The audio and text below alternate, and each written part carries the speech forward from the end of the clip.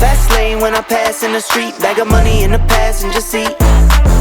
Simcoe's been asking for me on the road from the west to the east. Way up, I might never come down, cause the coast racking up the flight miles. So high, I might never come down, so what, this is my lifestyle. Good morning, everyone. Welcome to the Sports Arena. I'm your man, Eric Wilson, and I am blessed and honored to be back here in New Orleans for Super Bowl 59. There is so much going on this week that we need to make sure that we encompass everything that goes along with the world of football, from the sports angle to the health angle to the leadership angle. And I am blessed to have someone joining me here this morning. This is Brigadier General Twanda Young. Thank you so much, General, not only for your service, but for joining me here this morning. Thank you. It's a pleasure. So let me, if you wouldn't mind, share with me just a little bit about your background so my audience can get a feel for who is this beautiful woman that I am talking to this morning here. Well, humble little girl, snot-nosed girl from Darlington, South Carolina. 33 years serving my nation in the military and the Army. Go Army, beat Navy. And I have had the opportunity to lead at the senior executive level and lead in war and peace. Wow. And I mean, I'm just reading over here this. Let me just tell you a little bit about her. She said 33 years of exemplary military service. She is one of the elite senior executive leaders, which is a rank attained by less than 1% of military personnel. So that is nothing to just be humble about. It is an honor to have served at that rank. So talk to me about the leadership aspect of it, because how did you come to get to this level? And talk to me maybe about some of the obstacles that you faced in your 33 years, if you did face any, that developed and just made you into who you are today. Oh yes, I faced some obstacles, but I overcame a whole lot of them as well. I will tell you that leadership is, to me, is the cornerstone and the core of anything. And it's about cultivating your own self-awareness and knowing who you are and how does your voice sound. When I was in the uniform, my main objective was being real. I wanted to be reliable. I wanted to be encouraging. I wanted to make sure that my values aligned with what was going on in the military and that I remained loyal to my team.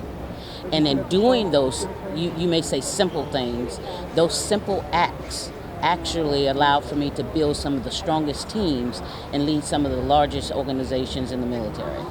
So once you retired from service, you still wanted to be of service to your community, as I'm seeing here. Talk to me about your book, The Dare to Lead Differently. Yes, Dare to Lead Differently. Chew on this, 16 bites for bold leaders. Well, I realized that young leaders, aspiring leaders, need a roadmap sometimes, as well as senior leaders need to know how to maneuver and strategize and how to work within a framework of being able to lead people. Leadership to me is a choice, and it's an honor. So in my book, I give 16 bites out of my lived experiences. In 33 years, I kind of cull it down as much as I could to 16 bites and share those stories that I think are eye-openers, aha moments I had in my career. Things that allowed me to be able to reach the rank of Brigadier General. You know, P3 mentality is one of my things. Persistence, perseverance, and patience with the process. That was the cornerstone of my entire career. Wow. All right. So you talk about young leaders. We're here at the Super Bowl. Yeah. We have two, quote, young leaders in Patrick Mahomes for the Kansas City Chiefs and Jalen Hurts for the Philadelphia Eagles. What would be your message to those two young men as they are looking to attain greatness once again within themselves?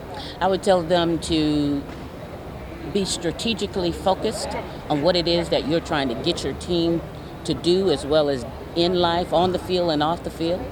I would tell them to be intentional in the value that they're trying to bring, and be decisive and disciplined in their execution. Those are the three things that I call it the law of the SID approach. Law of the SID approach. So what is the SID approach? Strategically focused, intentionally committed, and disciplined in your execution. Those are the pillars that I would tell them to framework, whatever they do, whether it's on the field or off the field, whether it's nonprofit organizations that they're trying to set up, you need to make sure that the foundation is solid. Amazing. Ladies and gentlemen, again, I am blessed to have Brigadier General Twanda Young with me here today on the Sports Arena.